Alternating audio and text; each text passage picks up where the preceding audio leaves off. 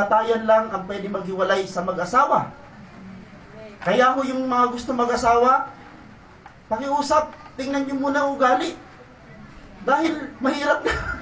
Pag nakasabi na kayo kay Lord, I do. Kay Lord kayo nagsabi. Wala na yung hiwalayan. Hanggang mamatay. Di ba may mga tayo, mga asawa, mga tatay at nanay, gusto mo lang hiwalayan yung asawa mo, pero dahil sinabi mo kay Lord, I do. Hanggang mamatay. Hari ka.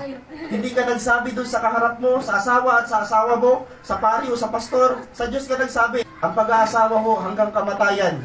Kaya pakiusap ko sa inyo ho, doon sa mga dalagat binata, siguraduhin niyo yung mapapangasawa niyo, gustong-gusto niyo talaga makasama habang buhay. Dahil pag yan na yun. Hindi ko pasensya ka na, hindi ako naniniwala sa papel. Kasi sa papel ho, pwedeng legal sa gobyerno, pero illegal sa Diyos. Dahil sa Diyos, hindi ho pwede ang diborsyo. Hindi pwede sa Diyos yung mga papel-papel dahil ayaw ng Diyos ng ganyang bagay. Eh, pastor, paano to? Maninindigan ng pastor nyo ho. Ang pinag-isa ng Diyos, kamatayan lang makapaghiwalay. Pastor, gusto ko na siya mamatay, pero pray mo. Gusto mo na pala siya, ipag-pray mo. Sabi nung kasama ko, kasalanan na tayo, hindi mo ipag-pray.